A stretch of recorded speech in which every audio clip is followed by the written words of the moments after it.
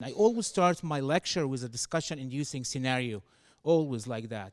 So let's say, for example, you are driving in a highway, and suddenly you heard a squeaking sound. Probably it happened to you, right? So what happened here?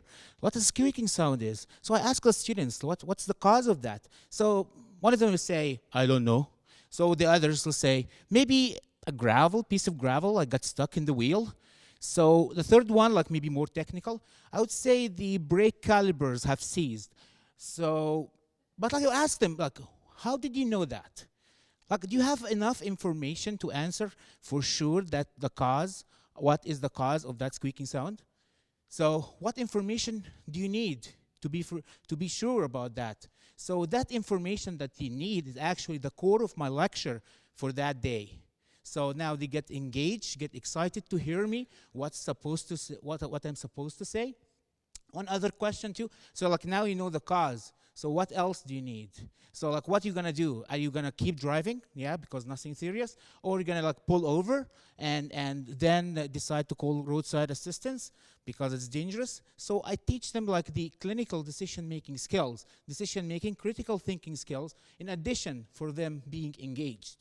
So what other things too the students love is the relevance to real life practice. So students love to link what they learn to the real life practice, which is in my area we call it clinical relevance. So like why I'm doing this, why I'm learning this. So if some students, if they don't see that relevance, they might feel less motivated to learn about this subject matter. So I'll give you an example. One of the courses that I teach, it's about pharmacokinetics. I teach pharmacokinetics. What's pharmacokinetics? Pharmaco means like a drug or a medication. Kinetic means a motion. So the motion of the drug in the body like gets absorbed, does its thing, and then gets eliminated from the body.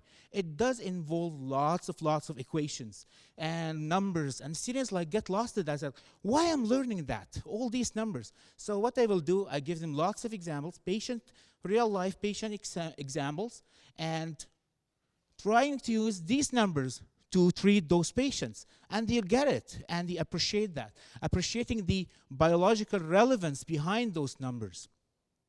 So, but like now, like my lecture is all about questions, scenarios. Students will get tired answering my questions. So like we need to address all students with different learning styles. Like there are usually three main learning styles. We have the visual learners, right? Visual learners are the learners that you like to see things. So this is where my PowerPoint presentation comes in, right? Videos, pictures. And also we have the verbal learners. The verbal ones like who like to listen to me, right? Like talking. So like this is my talking kicks in.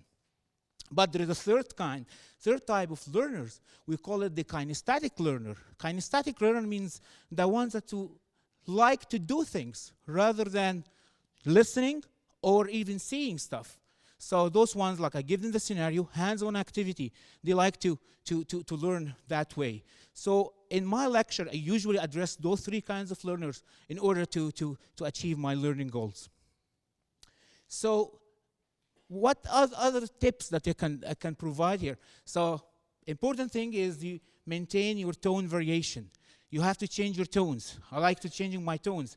Pauses, just pause. You see, everyone like looking at me. So because I'm pausing. So why he's pausing? Is he looking at me? Are you gonna answer me a question?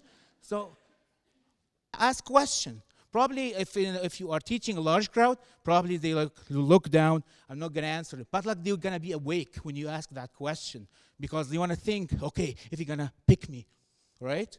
So tone variation, maintaining eye contact with the audience is a great thing. I usually do that. Finally, I just wanna say, like my main goal of teaching is just not improve learning of the students, but also to make a difference in their lifelong professional skills, which is, I think, the most wonderful reward of teaching. Thank you. 4 seconds.